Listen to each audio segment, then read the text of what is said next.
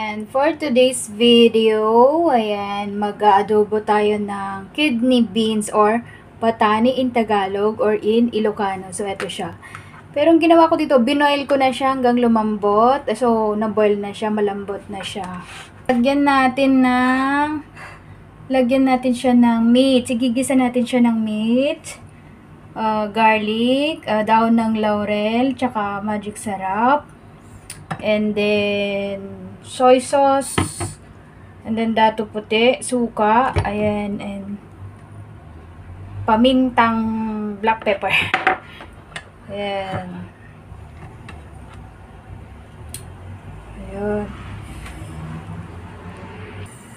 So, mainit na ang ating kawali. Ayan. So, here we go again.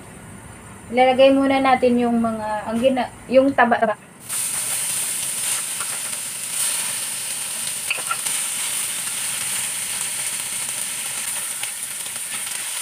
So, yan, hindi na ako maglagay ng oil kasi magmamatika naman yung ating okay.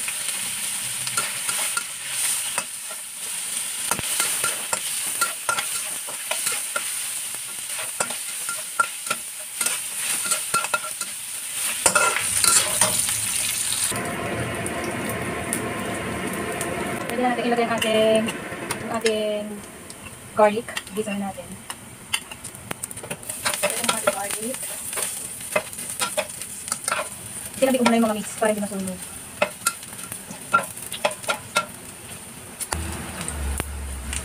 So, ito, ilagay na natin yung kidney beans o patani sa Tagalog.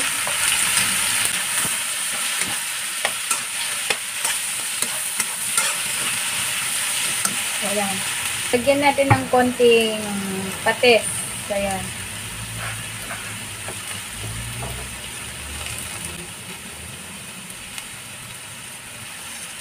Ayan. Kunti lang pa rin sa dumagat. Tsaka, ito, dato puti. Ay, Silver Swan pala. Sorry. Silver Swan. Tsaka, soy sauce. Pero, that is sponsored by Silver Swan. Okay? Yan, ganyan lang karami. Kunti-kunti lang. Titibla naman natin. Tapos, lagyan na rin natin ng pepper. Black pepper. Yung dahon ng laurel.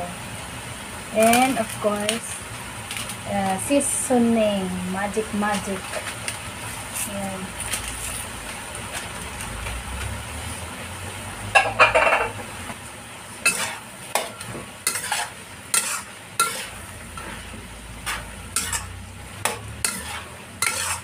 Ito, request kasi ng aking kaibigan.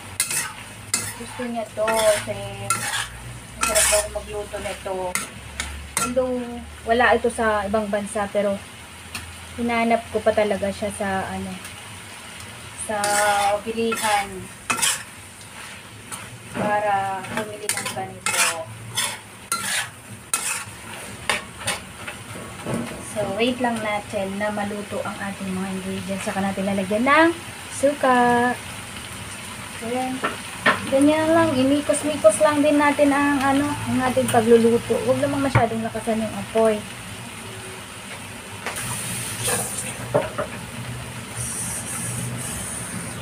Ayun. So, naglagay pala tayo ng konting water kanina kasi masyado siyang dry. So, ilalagay na natin ang ating suka. Pero, pagkalagay ng suka, huwag natin hahaluin kasi hindi maluluto ang suka.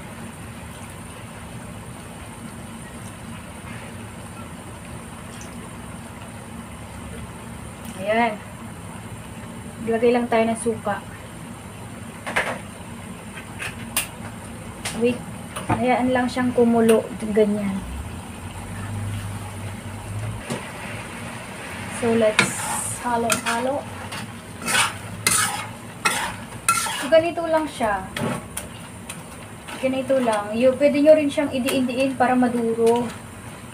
Ako kasi mas gusto ko yung durog yung tani.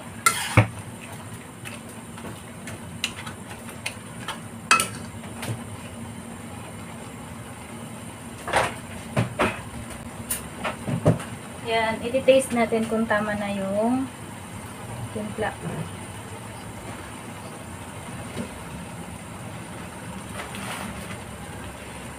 Sarap siya. Bukod. Yung lasang to ang gustong-gusto ng aking kaibigan. So, ganyan lang. Tapos na. So, finish na.